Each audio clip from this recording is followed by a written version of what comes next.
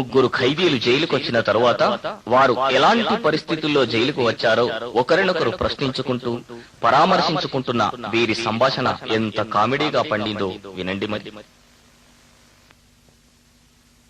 ఓ దాసు, జైలుకి ఎందుకు వచ్చినవే? జైలుకి ఎందుకు వచ్చినవే అంటే ఏం చెప్పాలి, వట్టిగానే తీసుకొని వచ్చిర్రు, వట్టిగా తీసుకొచ్చి ఇంట్లో వారేసిర్రు. అసలు ఎందుకు వేసిర్రు నాకు తెలియదు. తిను గమ్మత్ మాట్లాడుతావేమి, వట్టిగా ఎందుకు తీసుకొచ్చేస్తారు ఎవరన్నా పని లేక? ఈ వట్టిగా తీసుకొచ్చుడంటే నేను ఏం చేసిన అంటే నేను ఏం చేయలే మరి. ఏం చేయండి తీసుకొస్తారు, ఎవరి సీమ కూడా గుట్టదట. ఏం ముచ్చట మాట్లాడినాను, అసలు ఎందుకు వచ్చినావు నువ్వు? మరి చూస్తే మంచిగానే ఉన్నావు. ఇగో ఏం లేదే, మా ఇంటి పక్క ఆయనే తిరుపతికి పోతాను. తిరుపతికి పోతా అంటే పొంగ జర దాసు ఇల్లు చూడు అని అన్నాడు. అవునే, మరి ఎవరైనా చూడమంటారు పక్క పొంట అన్నప్పుడు మా చూడమంటారు ఆయన. అయితే ఇక నేను సరే మంచిది, ఇక మీరు అయితే పోయేదాన్ని బిడ్డ మంచిగా అని చెప్పిన ఆయనతో వాళ్ళు వేయండి. ఇక ఎటు తిరుపతి పోయిరా? నా తిరుపతి పోయి. అరే ఇక తిరుపతి పోయినాక 2 రోజులైంది, 3 రోజులైంది, 4 రోజులైంది, వారం అయింది. ఇక రారు. అరే నీ అవ్వ, ఇక రారు. ఇక నాకేమో అన్ని పెయ్యాన్ని అప్పులే. ఇక వీడిటి వీక పట్టే, వాడు అటు వీక పట్టే, మనిషికో దిక్కు వీక పట్టి ఇంట్లో పెళ్ళం కూడా బువ్వ చక్కగా పెడతల్లి. అరే నీ అవ్వ పెద్ద పరిశాన్ అయింది. మరి నాకు తలకాయ ఖరాబ్ కాబట్టింది. ఇక ఊకే ఎటు అయినా గానీ లాభం లేదని చెప్పి ఇక ఓసారి కళ్ళు గుత్తలో కాడు అన్నాడు. ఇల్లు అమ్మి బాకీలు కట్టుకునేదానికి ఏందిరా అన్నాడు. అన్నవలే నేను ఉన్నదైతే కిరాయిదేనే, ఇక అది అమ్మితే వీడుకుంటాడా? అబ్బో గమ్మతి. ఇక మెల్లగా తిరుపతి వేయని ఇల్లు మొత్తం ఆయనతో అమ్మేసిన.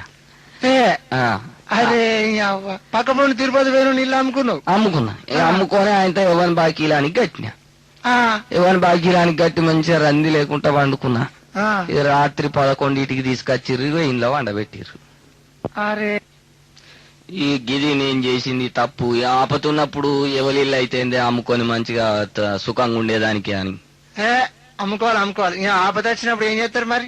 ఎవరిది అయితే లేనప్పుడు అమ్ముకున్నాం. ఈ గీంత దానికే తీసుకొచ్చి గిత లోపటేసిర్రు. అరే పరిశాన్ అయింది అమ్మతోడు. అరే అవునా మనిషా, మరి నువ్వెందుకు వచ్చినవే?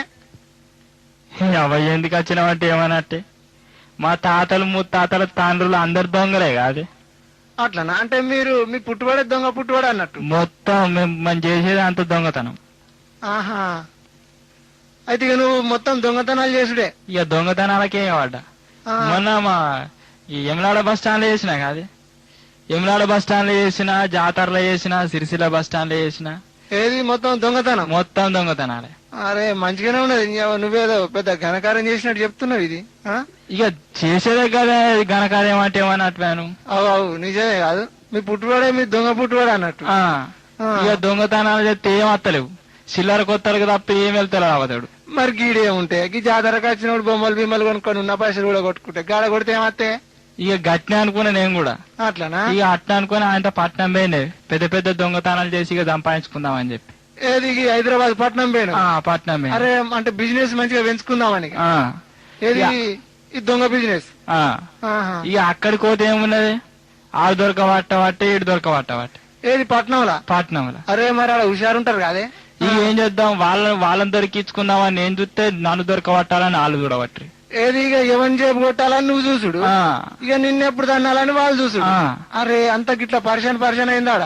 ఇక దొరకబట్టుకుంటా ఇటు ఇసిరేవట్రి అటు ఇసిరేవట్రి. ఏది నిన్ను? నన్ను.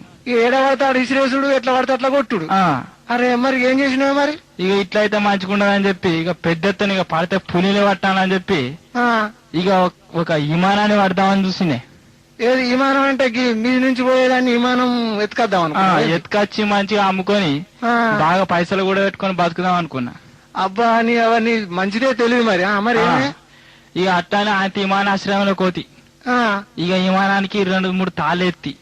ఏది విమానానికి? తాళ్ళేసి అది జర్ర గుంజుకొచ్చినాయి. ఏది మొత్తం ఈపుకేసుకొని కొంచెం దూరం గుంజుకొచ్చిన. అరే ఇక ఎక్కడి నుంచి ఎమ్మునోళ్ళు వచ్చిర్రు అవతాడు. ఇక దొరకబట్టిండ్రు, ఆయనతో జైలు వాడతీసారు. అరే అంటే ఏమునోళ్ళు వచ్చి మొత్తం నేను దొరకబడి వారేసారు